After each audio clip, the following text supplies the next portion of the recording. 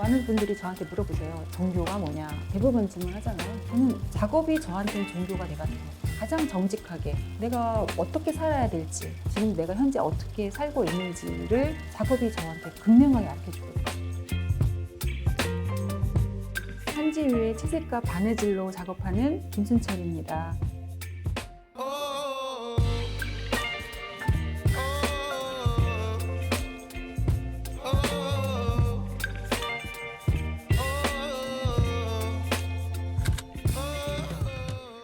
요즘 뭐 전시도 하시고 아트페어도 많이 나가시고 좀 바쁘신 것 같은데 네. 어떻게 지내고 계시는지. 최근에 좀 일정이 많았죠. 개인전도 했고 크고 작은 아트페어들 히어프, 바마, 부산까지 아니면 싱가포르까지 다녀오고 나름 또 바쁘게 감사하게 지내고 있습니다. 개인전 하셨다 했는데 네. 몇 번째 개인전이었어요?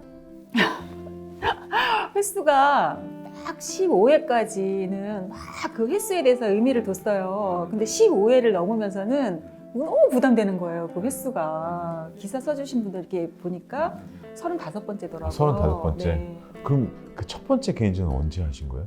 대학원 졸업하고 그 해니까 90년 정도 되지 않았어요? 90년? 네. 그럼 지금의 이런 실작업은 언제부터 그렇게 나오게 된 거예요? 처음에 97년도 해가지고 이제 개인전 준비했어요. 먹작업 하다가 선을 좀 적극적이고 도톰하게 해볼까 해서 두껍게 선을 그어보다가 종이를 떼가지고 아예 바느질 해볼까? 그래갖고서는 구퉁이에 조금 바느질한 거? 아, 그러니까 좀 더 이제 마티리얼을 살려보기 네네네네. 위해서. 네, 그렇게 해서 해본 게 계기가 됐고 처음에 이렇게 해보다 보니까 제가 재밌잖아요. 그러니까 막 여기도 바느질하고 또 바느질하는 게 좀 그러니까 막 뭐 종이도 잘라다 붙여고 또 바느질하고 내가 신나서 재밌어갖고 막 전시 준비를 하니까 그게 작품에서 나오는 것 같아, 분위기가. 그러니까 생각지도 못하게 그렇게 반응이 좋아가지고 큰 갤러리들하고 일을 하게 되는 기회들이 좀 이어졌었어요. 아, 그 작업들을 보고. 예, 그 실작업 때문에. 그때는 실작업이 많지 않았고 또 물리적인 노동을 화면에다가 한다는 거에 대해서 좀 신선하게 봐주셨던 것 같아요. 그걸로 시작이 돼서 많이 하고 그냥 오래 했다는 거.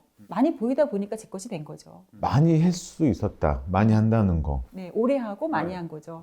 근데 그런 부분들이 사실 매너리즘에 빠져 있지 않냐. 이런 얘기도 들을 수 있잖아요. 그런 게 있었어요. 매너리즘이라는 거에 대해서 고민을 많이 했는데 그 생각이 바뀐 게 작업의 근원이 항상 제 자신인 거예요. 항상 제 자신. 어릴 때부터 그랬고 지금까지도 그래요. 내 자신에 대해서 들여다보고 나와의 관계에 대해서 고민을 하다 보니까 매너리즘이라고 얘기를 할 수가 없고 그 자체로 그냥 그런 유형인 거죠. 늘 생각은 바뀌잖아요. 그렇죠. 늘 마음속은 늘 복잡해요. 그리고 질서가 없어요. 늘 마음은 여러 조각이다. 근데 하면서 그 조각들이 다 이렇게 모여지고 거기서 또 제가 매일매일 다르게 질서를 잡아가는 거죠. 작업을 하면서. 그러니까 보기에는 그게 그거고 새로 해도 그게 그거고 그렇지만 제 자신 속에서는 늘 전쟁이 일어나고 새롭게 평화를 찾고 질서를 잡아가고 작업이라는 게 나를 찾아가는 이정표인 것 같아요. 이게 실이라는 게 참 신기해요. 실을 이렇게 길게 껴서 당기잖아요. 그러면 저는 매번 똑같은 강도로 당겨요. 근데 어떤 때는 얘가 자기네끼리 막 엉켜버려요. 가닥이 몇십 가닥이다 보니까 한 번 엉키면 풀르는데 굉장히 힘들거든요. 그걸 끊고 그냥 매듭 짓고 새로 실을 깨이면 금방 끝날 일을 저걸 끝까지 풀르더라고 제가. 저거를 얼마나 많이 했겠어요. 몇십 년을 했잖아요. 근데 똑같은 방법에 아무런 변수가 없는데 그냥 엉키는 거예요. 세상이 그렇잖아요. 세상이 그렇잖아요. 그러니까 거기에서 그런 부분들이 자꾸 있는 거죠. 그러니까 예상치 못했던 어떤 변수들이 작업 과정에서 그 일률적인 작업 과정에서 매번 일어나는 거예요. 근데 이제 저는 아무 잘못도 안 했어요. 똑같이 했어요. 근데 그런 것들이 일어날 때 내가 반응하는 거. 나도 몰랐던 면들이 나와요. 지금 시간도 없고 바쁜데 성격도 급한데 그 끊어내면 그만인데 그거를 10분, 20분 풀르고 있어요. 깜짝 놀라는 거 제 자신한테. 그런 것들이 작업을 통해서 저를 알아가는 거죠. 저가 몰랐던 부분. 많은 분들이 저한테 물어보세요. 종교가 뭐냐? 대부분 질문하잖아요. 근데 저는 작업이 저한테는 종교가 돼가는 것 같아요. 지금. 제가 가장 정직하게 저한테 가르쳐주는 종교이고 내가 뭐 어떻게 살아야 될지 그럼 지금 내가 현재 어떻게 살고 있는지를 작업이 저한테 아주 극명하게 알려주거든요. 그래서 이 작업이 저에 대한 생각이에요. 그냥 저에 대한 생각들. 지금 의자 작품 보시면 다리가 4개가 아니에요. 2개밖에 없어요. 그럼 얼마나 불안정해. 근데 저거는 나의 어떤 모습이거든요. 그러니까 어디가 많이 부족한데 저렇게 그냥 당당하게 서 있고자 하는 그런 염원으로 이제 저거를 한 것이고 꽃도 아까 그 배추밭 얘기처럼 그냥 그 자리에서 정말 시들어가지만 그 피어나고자 하는 열망이 너무 강하니까 저렇게 꽃의 형상으로 나온 거고, 또 항아리는 하면서 그 복잡하고 막 무질서한 그런 마음들이 질서를 잡아가고 좋은 것들이 담기기를 바라는 어떤 기호. 그러니까 모든 개념들이 다 나로부터 나오는 거죠. 그러면 그 어렸을 때도 그림을 좋아하셨나요? 지도를 받지는 않았어요. 이렇게 학원을 다니거나 엄마가 뭐 이렇게 그런 건 아니었는데, 저는 가만히 앉아서 그걸 하는 걸 좋아하니까 보통 선생님들이 3시간 그려라 그러면 1시간 그리고 2시간 놀잖아요. 그렇죠. 네. 근데 저는 3시간을 꼬박이 앉아서 그린 거예요. 그래서 최우수상을 받았어요. 그 성실한 그림 때문에. 그러니까 재능이 있어 주신 것 같지는 않아요. 그냥 성실하게 그려서. 그 성실도 재능이죠. 성실이 재능인가요? 네. 그게 계기가 됐어요. 중학교 1학년 그 때. 상을 받은 게 네. 되게 돼서. 계기가 되다 보니까 제가 잘하는 거구나. 내가 그림을 잘하는 거구나. 그래서 그림을 해야겠다.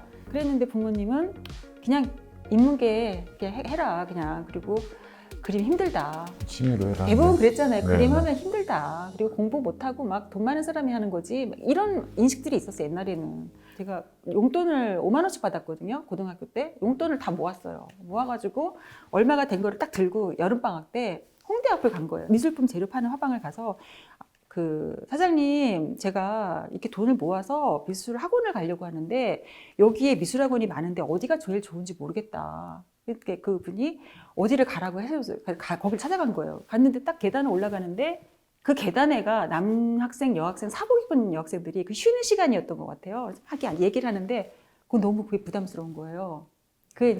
그래서 다시 그 화방에 갔어요. 그래가지고 갔는데 거기 너무 좀 적응이 안 된다. 그러니까 그냥 좀 이렇게 조용히 그림 배울 수 있는데 없겠어요?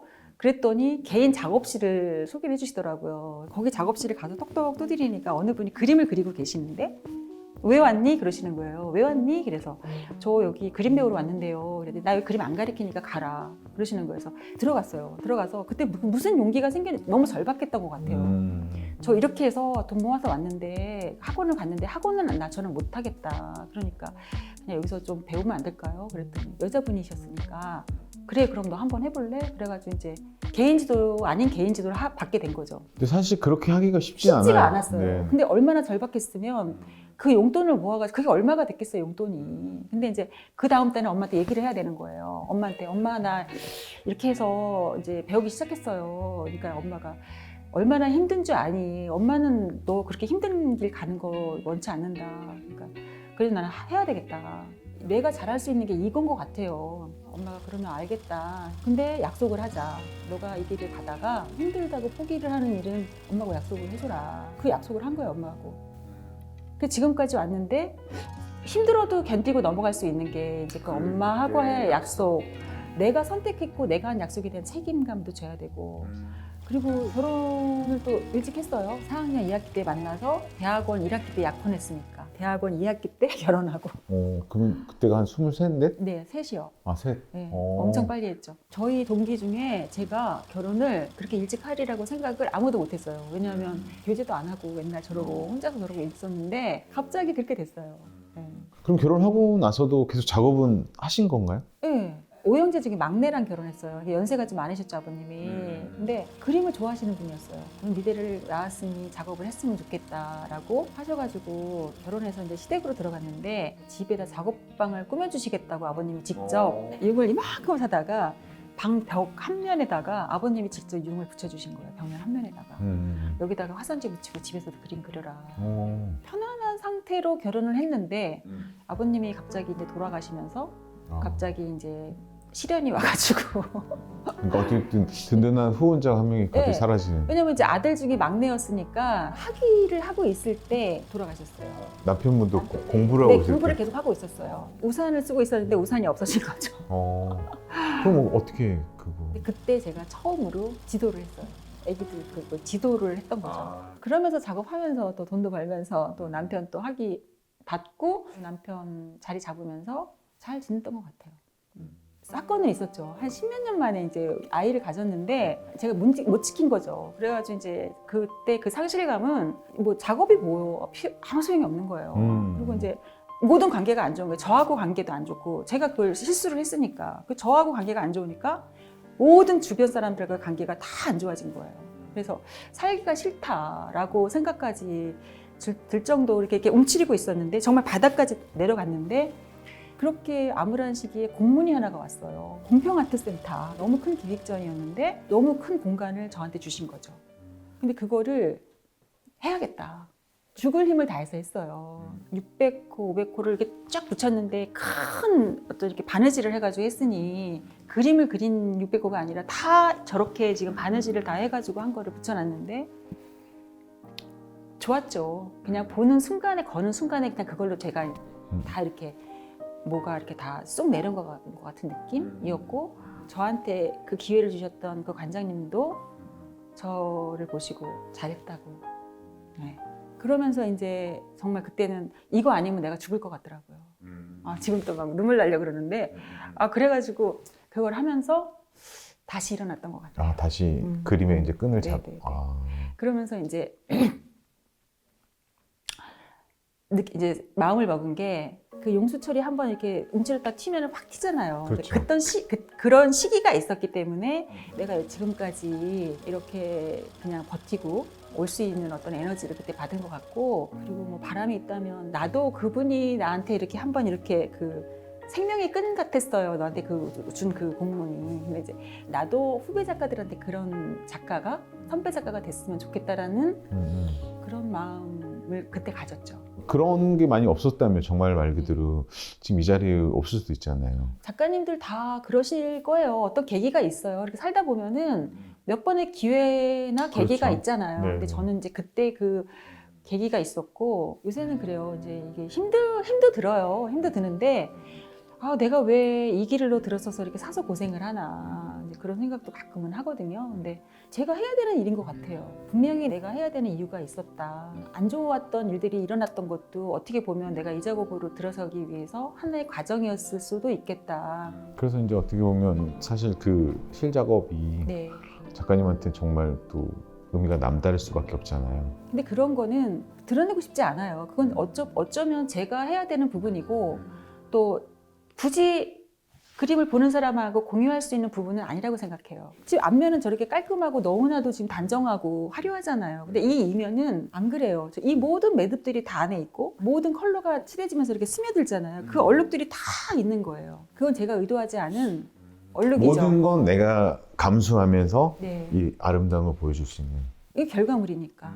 그리고 제가 취미로 하는 거 아니고 이거를 이렇게 내놓잖아요. 작가니까. 전 직업이니까. 그럴 때 내놨을 때는 이미 그 부분이 어떻게 이해가 되는 건 제 몫은 아닌 것 같아요. 그래서 작가라고 제가 옆에서 이렇게 나오질 않으니까 어떤 분은 제가 남자인 줄 알아요. 이름 때문에. 네. 네. 그리고 여자가 하기에는 힘이 너무 들어갔다. 조금만 이게 수가 아니잖아요. 그래서 남자 작가인가? 이렇게 말씀하시는 분도 있고 저는 옆에서 듣고 있죠. 듣고 있다가 그렇다면 선생님은 어떤 작가로 남고 싶은 거예요?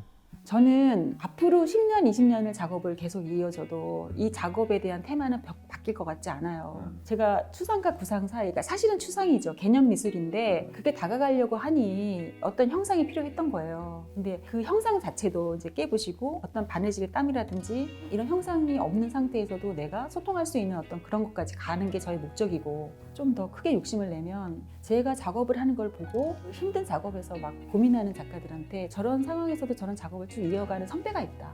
저런 작가가 있다. 저한테서 조금이라도 작은 에너지라도 제가 줄 수 있는 작가? 네, 그렇게 됐으면 좋겠어요. 그렇다면 작가님한테 예술은 어떤 거예요? 예술은 옛날에 저한테 그 질문을 하셨으면 교과서적인 대답을 했을 거예요. 근데 지금은 맨날 이렇게 헐떡헐떡 살잖아요. 헐떡헐떡 살 때 한번 깊은 숨을 내쉬는 거지. 푹 하고 내셨을 때 내 마음에 어떤 평화가 오고 어떤 균형점이 찾아지는 어떤 그런 거? 그렇게 깊게 내쉬는 한 번의 호흡? 이런 거 아닐까 싶어요. 좀 이상한가? 아니요. 또 깊은 한숨을 싹 쉬려고. 네.